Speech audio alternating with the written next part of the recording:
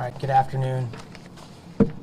Thanks for being here. The purpose of this press release is to announce charges against 3 defendants responsible for the shooting at Auburn High School yesterday afternoon.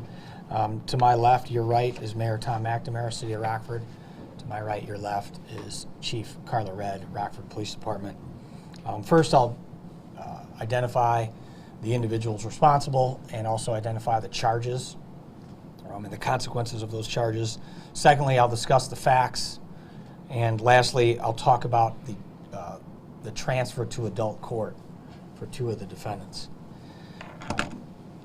Nyreek Williams, age 16, and Fraquan Wright are charged as follows: 2 counts of attempt murder, 2 counts of aggravated battery with a firearm, and 2 counts of aggravated battery with a firearm on school grounds. The reason there are 2 counts is there are 2 victims. The juvenile male was arrested on related charges. As alleged, and as to Williams and Wright, attempt murder is a Class X felony punishable by 26 to 50 years. Aggravated battery with a firearm is a Class X felony punishable by 6 to 30 years.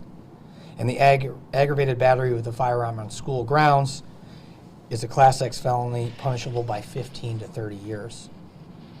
If they were convicted and sentenced, they would serve 85% of those sentences.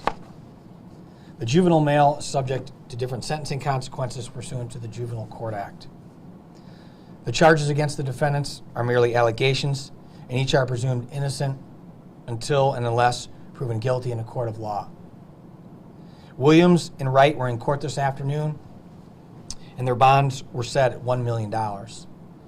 Their next court date is February 8th at 9 a.m. in front of Judge McGraw. Can you mention their first names again, Williams and Wright? Sure. So as a reminder, you will get the press release, right, which will have the names and the spelling, but I'm happy to say them again. Nyreek Williams. Williams is common spelling. He's 16.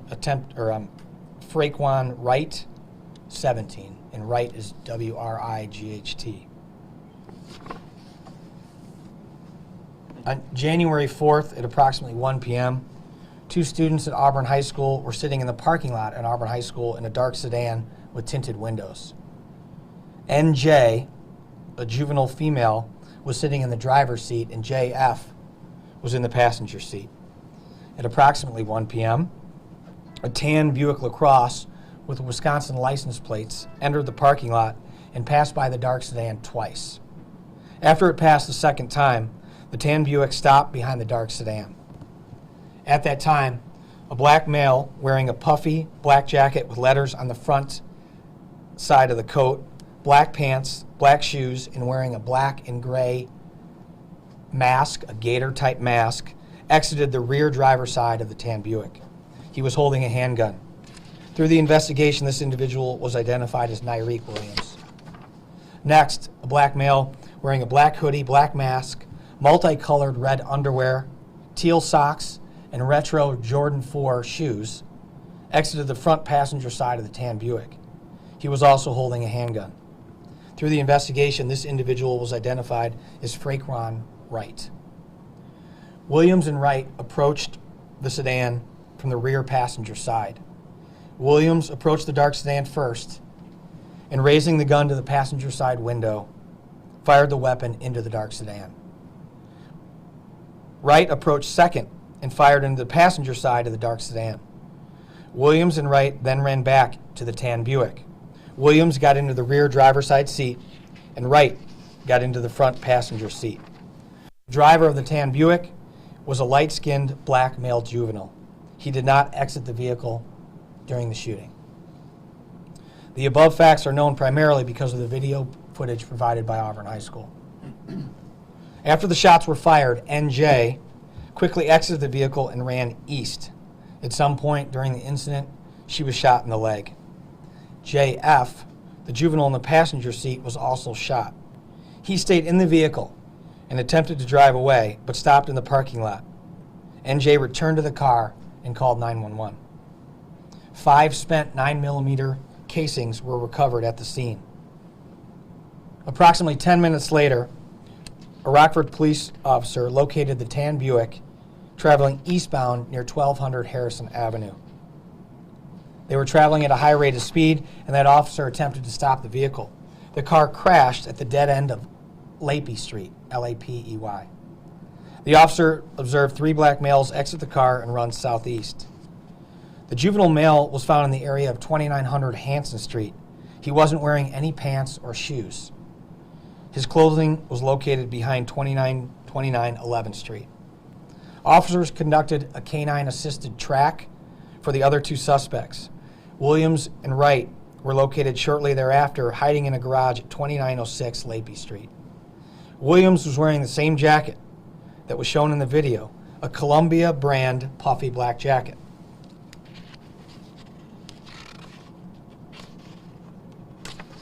Wright was also wearing identical clothing to that seen in the video, a black hoodie, black mask, multicolored red underwear, teal socks, and retro Jordan 4 shoes. A handgun was found in the garage where they were hiding. A handgun with no serial number was also found on the driver's side floorboard of the tan Buick. The tan Buick had been reported stolen out of Janesville, Wisconsin.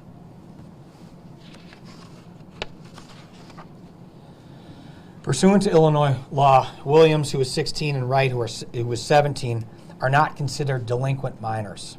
So more specifically, pursuant to Illinois law, a minor 16 or older at the time of the offense who was charged with aggravated battery with a firearm is not considered a delinquent minor and thus is prosecuted as an adult. So sometimes you'll hear it's an automatic transfer to adult court. It's not exactly correct. Technically, they're not even considered delinquent minors because of the charges. In addition, by way of background, back in 2016, this law was changed by the Illinois legislature to limit the amount of cases where an automatic transfer would occur. So to carry this further, attempt murder is not an automatic transfer charge. Aggravated battery with a firearm is. The juvenile male is not automatically transferred to adult court, so it's my discretion. And I have the option to file a motion seeking to have the juvenile prosecuted as an adult. The juvenile judge then makes the final determination of whether he will be charged as an adult. I haven't made that decision yet, and we'll decide that in the upcoming weeks after a thorough review of the facts, law, and history of the juvenile. Again, the charges against the defendants are merely allegations, and each are presumed innocent until and unless proven guilty in a court of law. I will take questions, and before the mayor and the chief come to the podium, I wanted to thank the Rockford Police Department for their efforts in this investigation. I also want to thank RPS 205 and more specifically the staff at Auburn High School for their cooperation. Further, my heart and thoughts go out to the victims in this case, and especially when a school's involved, it really is the ripples in a pond. It goes beyond those 2 victims. It goes to all the students and staff at Auburn High School, the kids at the middle school and grade schools who are expecting to go to Auburn High School. And really, it's something that affects certainly our entire community. Lastly, this is an ongoing investigation. If anyone has any information related to these crimes, they should contact the Rockford Police Department. With that, I'll call up Chief Red.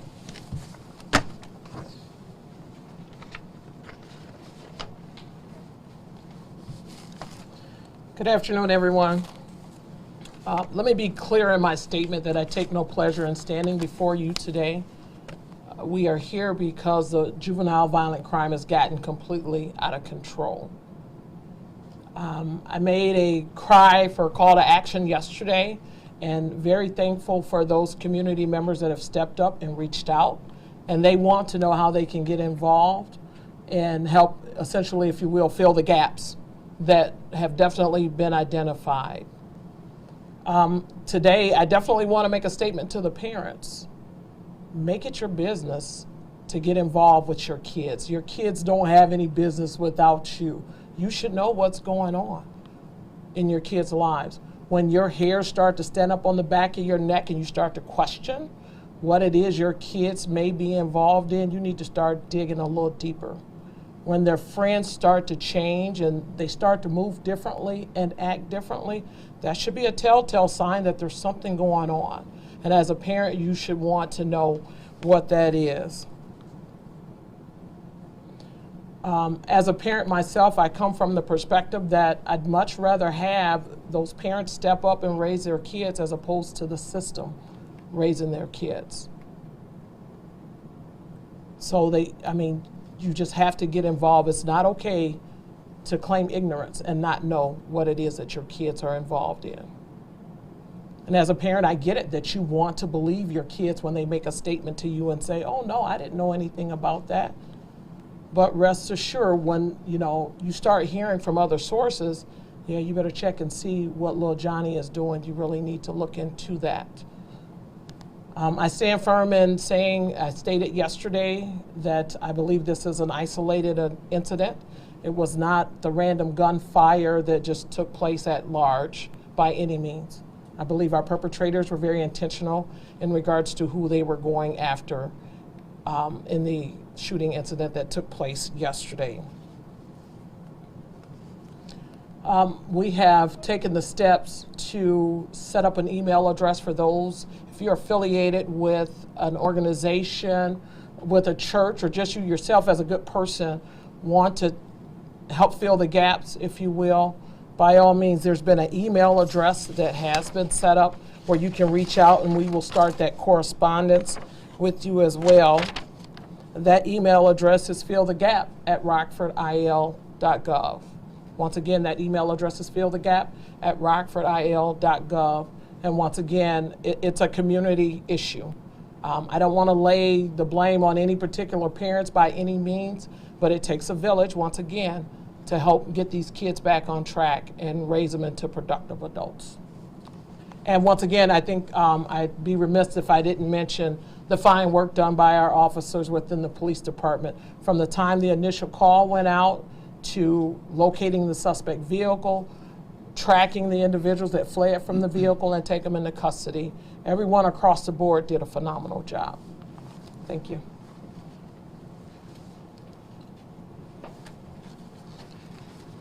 Thank you, Chief Fred, and thank you, State's Attorney Hanley.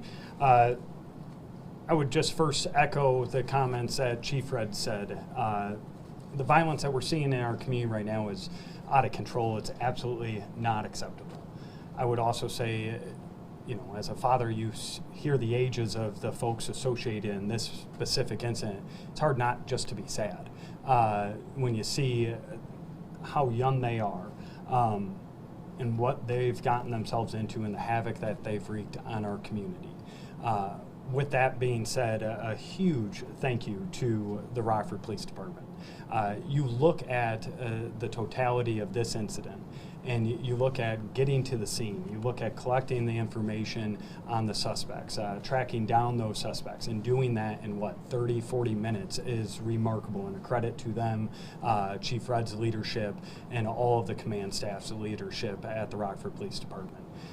Inside that, as the State's Attorney mentioned, a huge thank you to Rockford Public Schools, especially to Auburn High School and their amazing team over there for the great collaboration and partnership that was displayed yesterday. I really do appreciate the State's Attorney's strong stance when it comes to making sure that in his role, he can do all that he is possible to make sure that there's consequences for these actions. We're seeing far too much of this in our community, and there has to be strong, clear, and fair consequences to these actions. When you are running around our community with a gun, wreaking havoc on homes, wreaking havoc on our streets, and wreaking havoc in our schools, that's not acceptable. There has to be clear consequences for this. And I just want to say, again, every resource at the City of Rockford is allocated towards safety, is allocated to a holistic approach to fighting crime. And that means stopping the bleeding and what's going on in the streets. And that also means making sure that we wrap our arms around these young individuals when we have that opportunity to do so. And I would urge anyone who is interested in being a productive part of a solution, reach out to that email that Chief Fred provided to all of us. This is a community issue. It's not the chief's issue, the state's attorney's, or the mayor's issue. We're all working on it, but we need everyone else swimming in that same direction. With that, I'll turn it back over to the state's attorney.